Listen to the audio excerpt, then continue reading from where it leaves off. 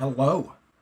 Hello and welcome back, my friends. This video is inspired and requested by Spins Vinyl. Jason at Spins Vinyl. Spins is with a Z. A newer channel, but in a couple months, he's already got 1,000 subscribers. Great guy. Really good channel. Lots of information you could learn from Spins Vinyl.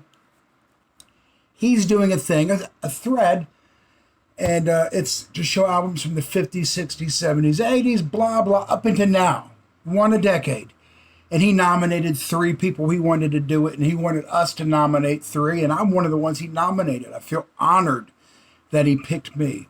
From the 50s, he showed Miles Davis. I'm going to show a different Miles Davis album, and this is an original UK copy of Blue Moods. I have it written down here so I don't forget. Came out in 1955. It was his second album. Really, really a fantastic album. I'll show you the label, man. This is a fantastic, can you see? A fantastic, fantastic album.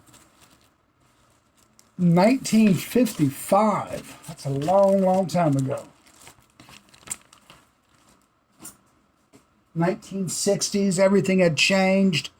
Music had changed. The Rolling Stones, man.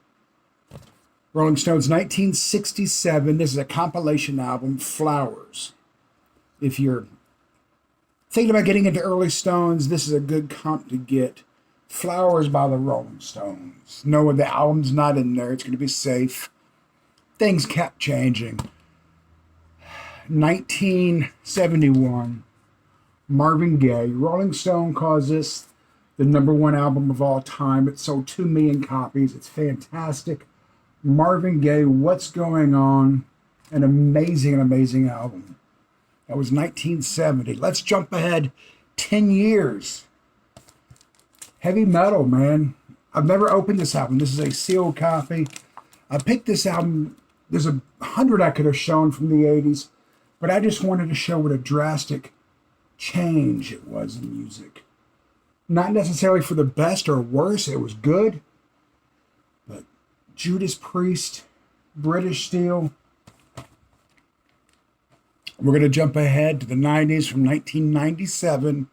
I remember this album coming out. It won 3 Grammys for Contemporary Folk Album of the Year.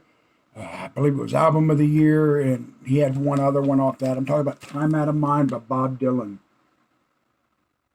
Bob Dylan, they call it his comeback album, but he never left. He never went anywhere. Bob Dylan from 97. The 90s. So many, the 2000s. There's a lot I could have shown. I'm going to show a kind of obscure band called Black Mountain. They were holding on strong to some psychedelic rock and roll. This was a gift from Aaron Utha Alamer, and that was the early 2000s. 2000, I want to say 18.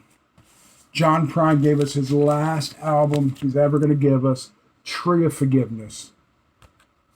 And for the 2020s, I'm going with the Sadies. The Sadies. Some garage rock, man. Just really surf kind of garage. Just a rock and roll band. So that's mine. I'm supposed to nominate 3 people. I haven't thought of 3 people. But how about Randall Weaver? How about, Randall Nelson and Vinyl Richie. Vinyl Richie, I nominate you, Randy Weaver, and Randall Nelson. Guys, peace. Check out Jason's channel, Spins Vinyl. You will not be disappointed. Peace.